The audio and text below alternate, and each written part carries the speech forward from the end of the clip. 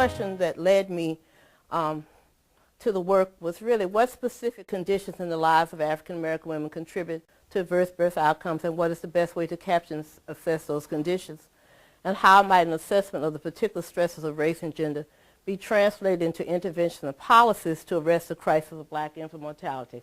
And I'm really more at point 2 now than point 1, and it's not that I don't continue to do point 1, it's just that my emphasis now is where do we go from here. Metropolitan Atlanta, where I live, the Black Mecca, the home of Martin Luther King, but also Sweet Auburn Avenue by the turn of the century was considered the richest neighborhood or richest business area, and there are probably other cities that lay claim to that. But there are some things that are very unique about Atlanta in terms of the Atlanta University Center Complex, which meant that there's a long history of educated individuals in Atlanta.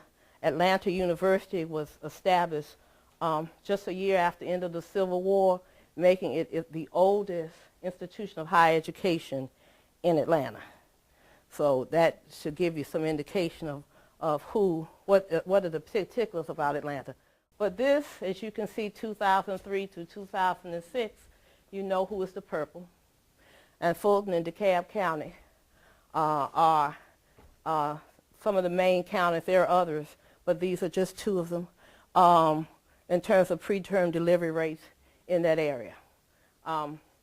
It's sadly, this kind of data can be shown for cities around the country. This is the visual, and this is the visual. You know, I could go to cities right here, actually right here in Tampa.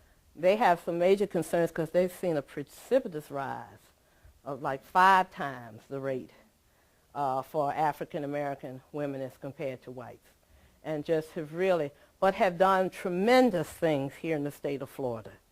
I love Florida because they work very aggressively, very bipartisanly, to do major kinds of things in terms of not only more broadly addressing the health issues of women, but also looking very specifically at what they can do across the state around preterm and low birth weight.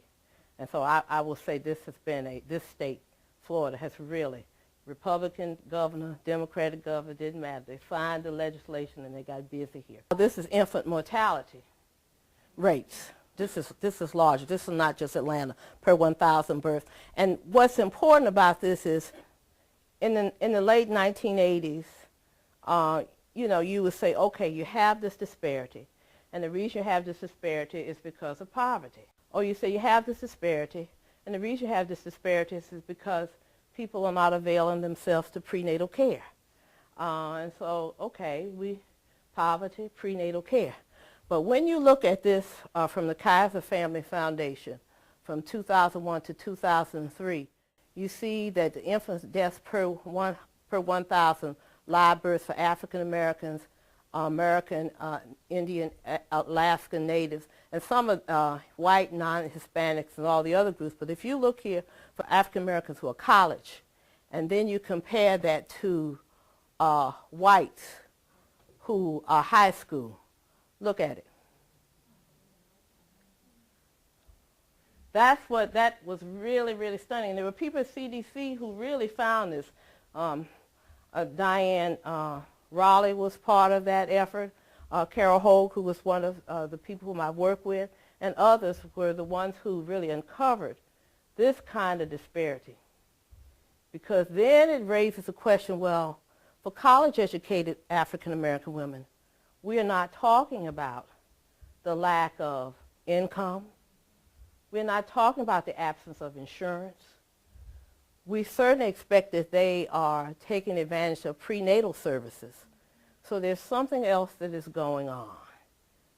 And this has been the basis of a good bit of puzzlement over the past almost 20 years in terms of why is this so? Why do we consistently see African American college-educated women have worse birth outcomes than non-college educated, in many instances, non-insured, unemployed white females.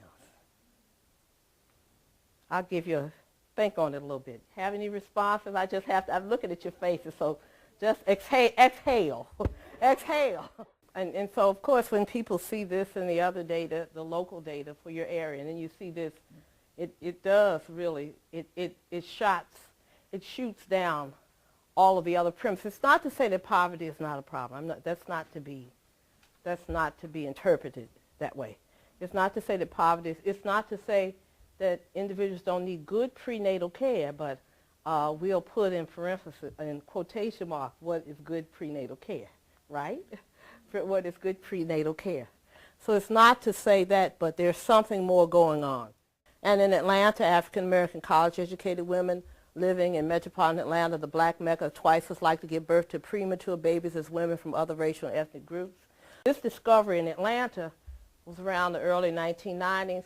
There was a study that was done comparing women from the Atlanta University Center Complex that includes Spelman College with women from Agnes Scott College, which is predominantly white. And so this really further confirmed that there was something going on, both in terms of college-educated white and black women. Someone asked me about what is the experiences of Africans, of people directly from the continent of Africa. And David and Collins from Chicago saw that African women, as compared to African-American women, have better birth outcomes, and those outcomes look more like white women. So that rules out genetics as an explanation. One of the ways of kind of organizing this around its health consequences has been to look at stress, to look at it as stress, that racism is a contributor to what we see as a stressful experience. And in a nutshell, stress represents an impediment to what our expectations are. That's a simple, but stress represents an impediment to what our expectations are. Now those expectations can come from our own personal history, but also our group history. You know, if there's a group identity, they can come from those actual things that we have experienced, and those things that we anticipate because we're a member of a group. Whether it's because we're women, or whether it's because we're blacks, or whether it's because we're Italians, or whether it's because, so, and I use in those terms because it puts forth the argument that stress, that there are universal stressors that all human beings have. Death is a stressor. A change in location where you live is a stressor. So all people may experience that. But the context for how you experience that is embedded in history, it's embedded in gender, it's embedded in race, it's embedded in culture, it's embedded in multiple kinds of factors. One of the things in the 1990s, like I said, I go back to Diane Rollins and others who push forth that we have, who in the epidemiological analysis said something's missing here. We're not getting at what's going on here because the instruments that we have are not specifically attuned to the experiences of African American women. And so what they pushed was for a way in which we would measure what were the particular stresses of African American women.